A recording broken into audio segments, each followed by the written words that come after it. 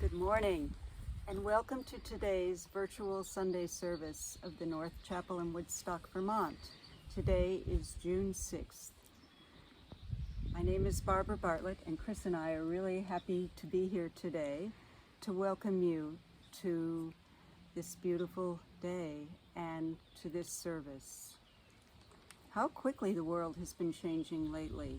The weather has been astounding, and all around us, everything is popping up after days of heat and rain, and it's been a very interesting time to experience being in Vermont in the spring. That roller coaster ride that we've been on is also reflected in our personal lives and in the lives of the community as we've responded to this pandemic, and we've seen so much change. It's wonderful just to be able now at last to see people's full faces, and even sometimes being able to give people hugs. The world is changing rapidly around us, and we certainly, it's affecting our lives, and it's also affecting the life of the North Chapel. One thing that is already happening, which is a terrific change, are the gatherings on Wednesday at noontime, the brown bag lunches that Mary and David are hosting as part of the reopening task force. And I have to say, it's really been fun to bring a chair and lunch and sit around with a group of fellow North Chapel members and just chat and see one another's faces and really find out how people are and how they've been. So that's been just a terrific thing, and that will go on each Wednesday through June. So I really recommend it. Yeah, and in addition to the things that are happening in our own personal lives, it's interesting to see how the community is changing. Those of you who see the listserv, the Woodstock listserv, will have seen that there's a real hunger for people to get back together again. I saw the other day that someone is saying, all these new people in town, let's get together for a potluck dinner and sign up. One of the other churches in town is inviting families together. So we in the North Chapel want to be as welcoming and engaging, just not only to our friends, but to the new people in the community. So there is this task force that's meeting. In fact, we met yesterday, Saturday, by the time you see this. And the world is changing so fast that even the questionnaire that you filled out a week or so ago, perhaps opinions have changed. So we're trying to be flexible and adaptive. But the one thing that we do know is that we will be meeting on our first outdoor service on July 11th. So mark that on your calendar. We'll be back to meeting outside, distanced and outside, on July 11th, and we're all looking forward to that. Every month the worship committee comes up with a theme, and this month, the month of June, the theme is Healing Our World. And of course that's a big task ahead. But as the world opens up, there'll be more and more opportunities for us to do that.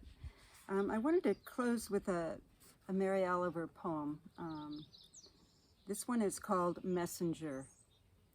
My work is loving the world. Here the sunflowers, there the hummingbird, equal seekers of sweetness. Here the quickening yeast, there the blue plums. Here the clam, deep in the speckled sand. Are my boots old? Is my coat torn?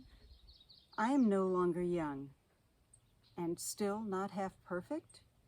Let me keep my mind on what matters, which is my work, which is mostly standing still and learning to be astonished.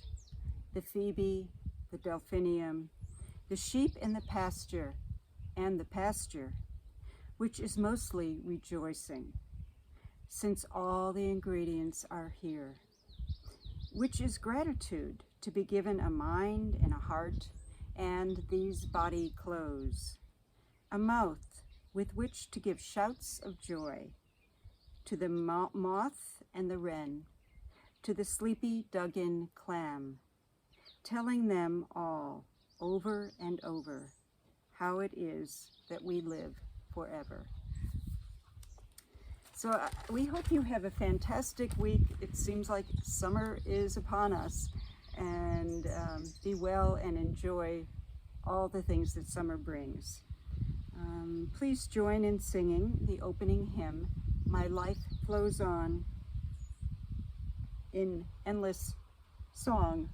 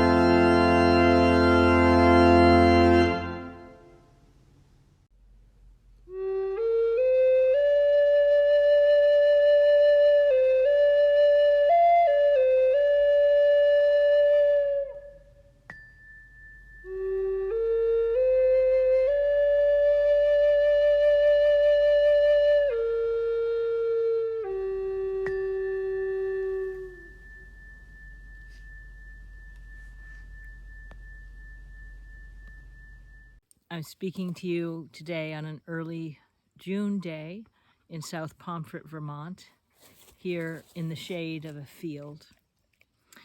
I wanted to read you a poem about the late owner of this land. His name is Harjo.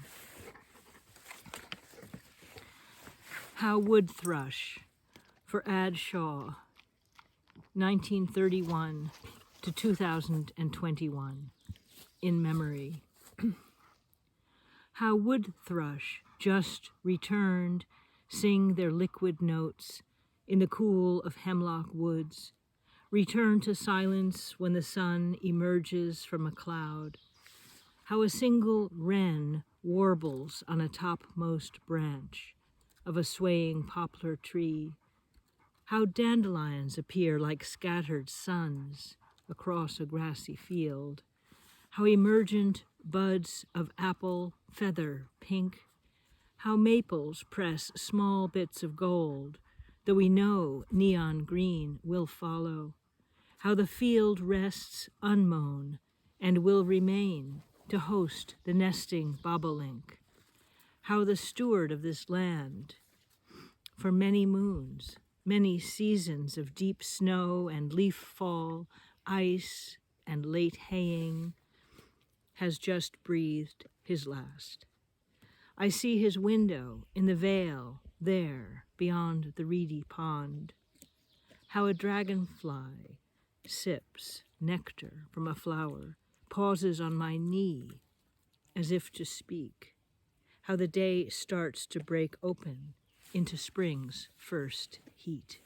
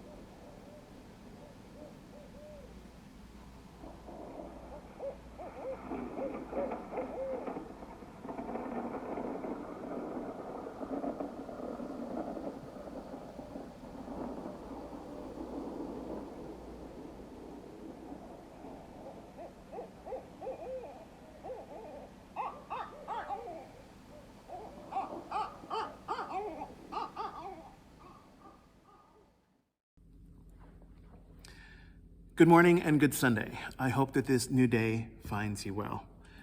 Today is Sunday, June the 6th, and the title of this morning's reflection is Saving the World When Spring Hangs Up on You. This title comes from an old jazz standard that you might recognize. Spring can really hang you up the most, but the reflection turns things around just a little bit. It's so important to be good to ourselves, to take things lightly and not too seriously. I take myself too seriously sometimes. You wouldn't believe what I put myself through regularly and on a daily basis. You wouldn't believe what totally annoys me these days. It's embarrassing. I spilt coffee on my jacket and I freaked out about it. I lost one of my favorite books, although I have 2 copies. My gardening plans were interrupted and rescheduled by a cloud of biting flies, and I wound up almost in a pool of tears. I'm carrying a little bit too much tension. So I was blue, and I was singing an old jazz standard to myself. Spring this year has got me feeling like the horse that never left the post. I lie in my room and I stare at the ceiling. Spring can really hang you up the most. This song is about unrequited love, but it helped me to deal with my spilled coffee and my lost book and the flies that ruined my morning. So I was blue and I was singing, drawn to that song by its melancholy, by the way the song sort of sucker punches me in my heart when I'm not looking, when my guard is down. I can get stuck in melancholia. I used to feel guilty about that, back when I did not understand my feelings. I understand them better now, and they don't topple me over like they used to. I'm sorting things out these days. I'm clearing things up. I'm working things out. It's a spiritual spring cleaning, as it were, and I'm the better for it. When I don't do this, my heart breaks a little bit and I get blue. It's like I'm calling out to the world, but it feels like I only get the answering machine. And it feels a little bit like spring has hung up on me, just a little bit. And I'm not alone. Many of us are drawn to this feeling of melancholia. I was learning about Greta Turnberg, the Swedish teenager environmentalist. I'm so grateful for her presence in this crazy world of ours. She speaks out and she cries. She's a real person. She's awake. They say that she's melancholy, but I think that that's a shallow analysis. She's a deep thinker, bravely confronting the dangers of climate change and, more powerfully, confronting our collective resistance to facing these dangers. She's not melancholy, not in the romantic sense anyway. It's not like she's missing an old boyfriend or something. She's brokenhearted by the state of our world, and sometimes I am too. She said so many people are sad and so depressed, but that's a good thing because it means that they still have empathy and they don't want to live in this world where we have lost empathy. She values the idea of saving the earth and all of its people, and she is witness to the political resistance to that end. Now, there are 2 ways to go with such a feeling. 2 ways to go with melancholia. It can close us down, or it can help us to flower. It can help us to transform ourselves into something more beautiful. When we flower, melancholia leads us into community. when we don't flower, we tend to isolate ourselves. No judgment. We'll need different things at different times. Where we go will be up to us. Where you go will be up to you. When I think about melancholia and community, the very first thing that comes to mind, the very first thing is a high school hallway filled halfway high, halfway to the ceiling with hundreds of green-blue balloons. Brian David Hardin tells the story. He says that a wise and gentle teacher had given a balloon to every single student in the school, and the students were instructed to inflate the balloons, to write their names upon it, and then to throw the balloon in the hallway. The hallway filled up quickly, and the teacher then mixed up all the balloons by walking through it. Oh man, I wish I could have been in school on that day. The students were then given 5 minutes to find their own balloon, and despite the hectic searching, no one was successful. No one found what they were looking for. This is unenlightened melancholia, the frantic and fruitless and lonely search for individual happiness. Fortunately, this is not the end of the story. It continues. The teacher then told the students to take the first balloon that they found and hand it to the person whose name was written upon it. Within 5 minutes, everyone had their own balloon. The teacher then said to the students, "These balloons are like happiness. We will never find it if everyone is looking for their own. But if we care about other people's happiness, we will find ours too." I love this story. It reminds me of the power of empathy, and the power of empathy is beautiful and soul level deep. Empathy helps us to look at life without fear. It helps us to look life right into the eye and to take it on and to work its wonders. Empathy helps us to rise to meet the challenges that are before us. It was important for us last week. It helped us to stand for what we believe in. We stood with Tulsa, Oklahoma, last week as they honored history on May 31st and June 1st in the year of 1921. The Greenwood area, a 40-block section of the city of Tulsa, was burned to the ground. The Tulsa Race Massacre happened 100 years ago. Most of the black folk lived in Greenwood. We held Tulsa prayerfully in our service last Sunday, and we stood with them. We stood with their grief because their grief is connected to our own, and we stood with their shock because their shock is ours as well. We are connected in compassion, and we stood with that sense of connectedness and that sense of compassion, the compassion that comes from facing difficult truths together in Tulsa, facing the violence that has been with us in the century since. I say shock because it is possible to have grown up in Tulsa and to have no idea about what happened there in 1921. It is not possible if you lived in Greenwood, obviously. And it is not possible if you are empathetically connected and in relationship with the Black community. But it is possible if you don't live in Greenwood and if you're not connected. An old teacher of mine, one of the ministers with whom I worked and served in St. Paul, she grew up in Tulsa. She grew up in the church that was a part of the massacre, and she had no idea about its history. It is so shocking. It can be so hard to find out the truth about one's own past. That's why we need compassion. That's why we need empathy. This experience is not an anomaly. It was a common experience, both then and now. And we have to grapple with this. It was common to look away in Tulsa for 100 years.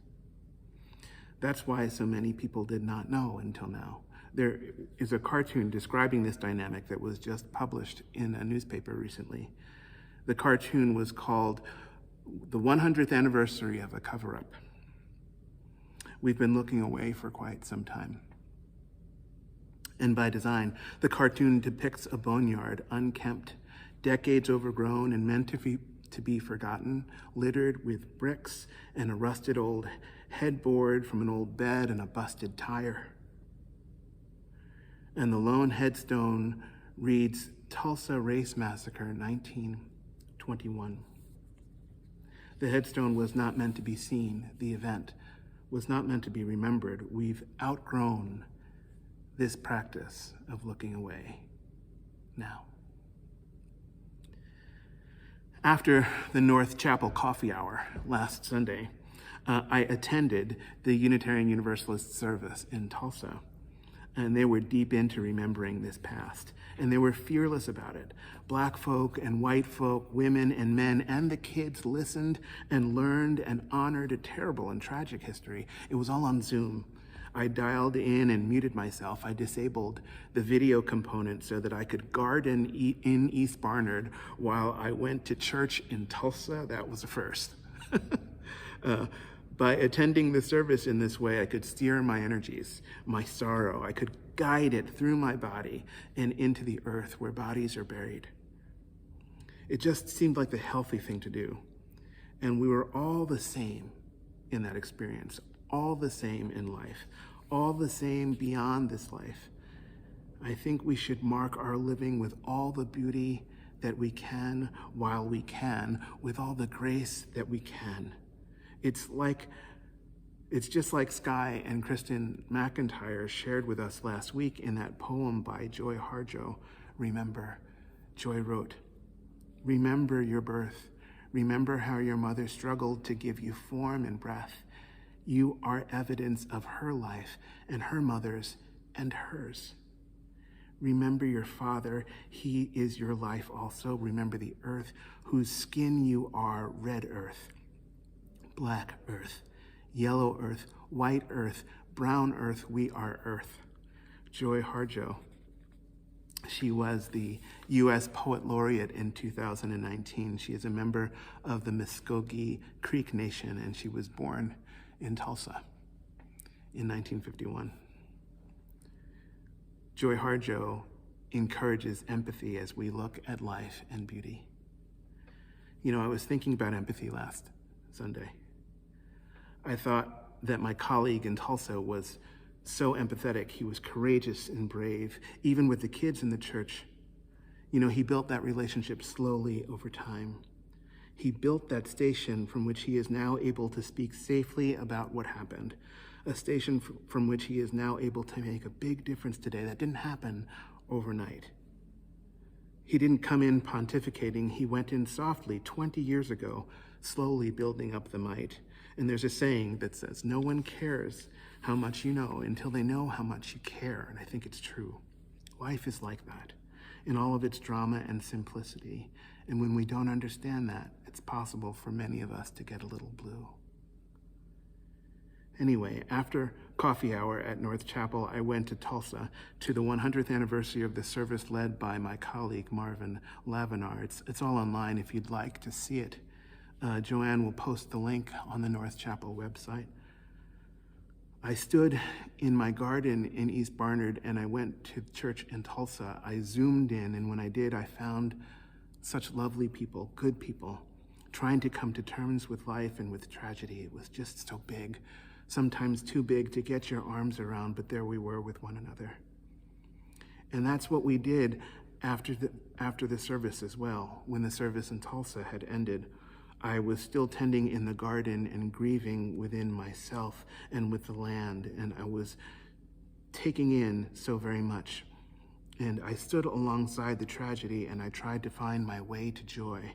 I stood alongside of an elegant woman of 107 years, the lovely Viola Fletcher, the eldest survivor of the Tulsa Massacre. And together we found joy, we the people of this good earth, this good red earth, this good black earth, this good yellow earth, white earth, brown earth. We stood together, we were together, all the people of this planet, and we flowered in our hearts, and we felt groovy about ourselves. We felt flower power groovy, almost, just to be with one another online. And someone remarked how common it has become to find beloved community conjoined by way of Zoom in this time of crisis.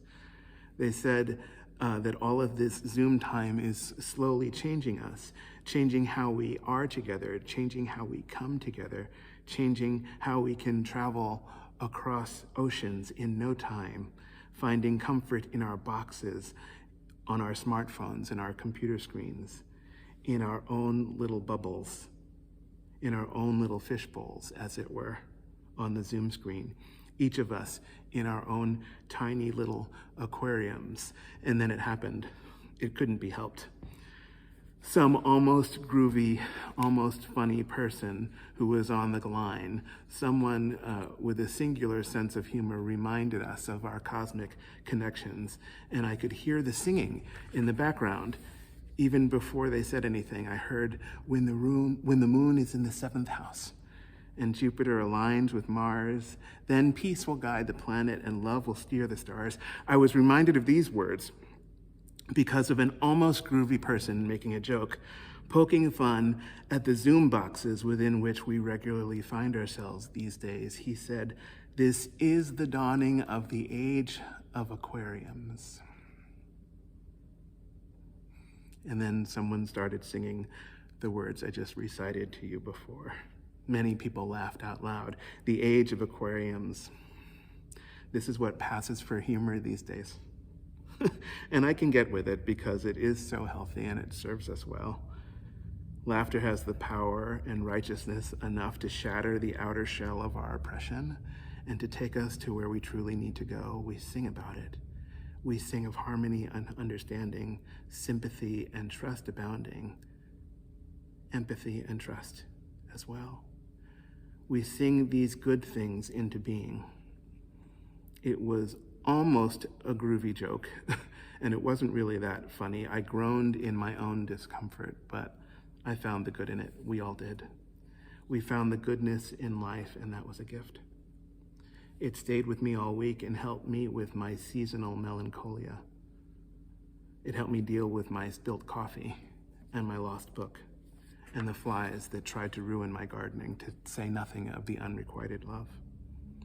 Laughter helps us to remember that light within us that keeps us going. Laughter helps to bring us to a new and more beautiful place. Many months ago, on March the 20th, I went outside to rebuild a cairn. A cairn is a pile of stones that's piled upon itself as a marker. A pile of stones. I like to build cairns. I like to balance stones precariously, and I had done so, and the cairn lasted all summer long last year and through the fall. But in the winter, there was a terrible windstorm, a great windstorm that blew the cairn over and buried its stone beneath the drifts of snow that left the whole field in front of my house just barren, with no marker. On the 20th day of March, on the day of the equinox, I went out to rebuild those stones, to rebuild that cairn. The equinox is the day when daytime and nighttime are exactly in balance. They're the same amount of time. There's a balance to the earth on that day, and it's good to build balance into your life on that day. We can find balance anytime, of course, but on the equinox day, that was important. We were frantic back then. I don't know if you remember, because the worldwide death toll from COVID-19 had just topped 10,000. The global toll today is 3.7 million. And somehow we are much more grounded now, and I'm deeply grateful for that. We've had to make many adjustments in this last year, but we understand ourselves better now, and we grow wiser every day. The earth finds best balance at equinox, but we can find balance at all times by playing balance games with the earth and by being honest with ourselves. And when we are lucky, what balance we find can last a while. It can last long enough for old things to melt away, long enough for new things to grow.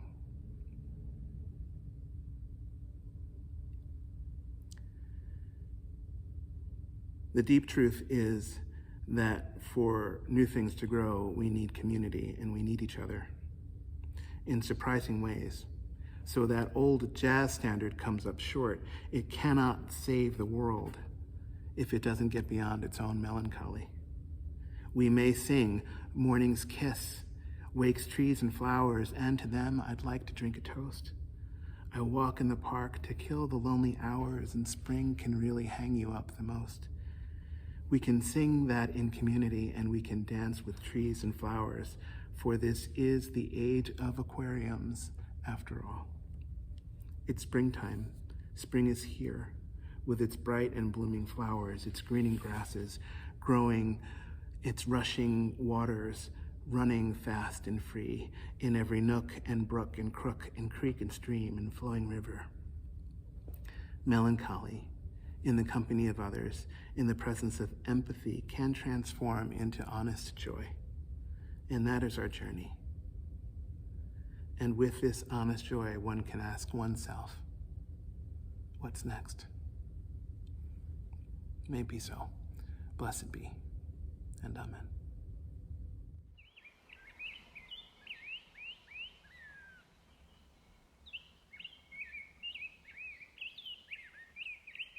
You